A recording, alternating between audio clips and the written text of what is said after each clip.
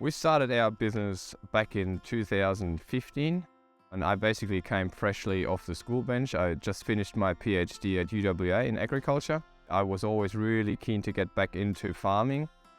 And my wife saw actually this documentary about wild camels being in Australia, and we've got the largest wild population here. And I got really fascinated by it. And in 2016, we had our first camels on a share farm. And then we kept moving around a little bit until we ended up on the property where we are now, based out here in the beautiful Perth Hills in Moringa. Now we've got about 100 camels here. So the biggest challenges for the business are always on a financial side, of course. There's a lot of upfront cost when you're starting in farming. So any machinery, any fencing, any livestock, feed, everything is usually upfront until you actually end up with a product. And in our case, the product is of course the milk. And we then use the milk to turn into skin and hair care products, so cosmetics. And we also got the license to produce powdered milk for human consumption. So when we received a regional economic development grant, I was really thrilled, of course, because it solved a lot of our issues.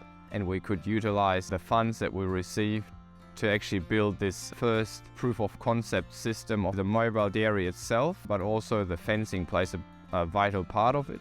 Without the help of the Wheatbelt Development Commission, this wouldn't have been possible at all.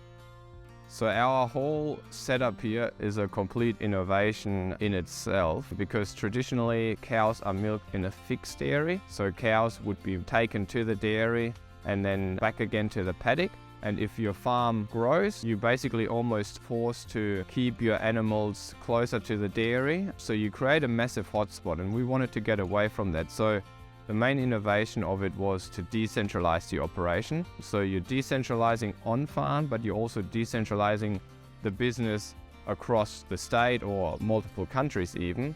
So that's sort of the crucial part of how we are completely different to other dairy operations.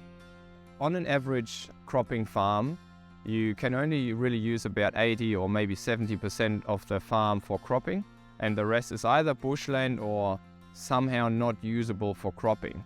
But it might still be fine for pastoral operations or camels. They even like to roam through bushland. So the idea might be to work in basically with this land that is unused and run these mobile dairies alongside other operations. That's what we're planning here in Australia.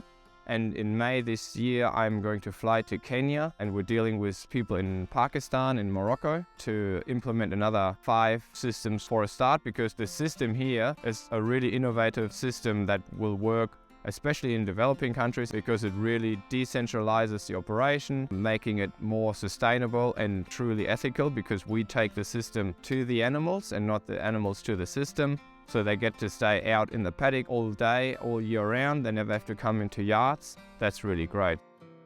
I'm really proud what we have achieved, and it would have been unthinkable without the help of the Wheatbelt Development Commission and the Regional Economic Development Grants. And I can really see our business having multiple of these mobile systems and utilizing Australia's feral camels and turning something that is unused to something useful.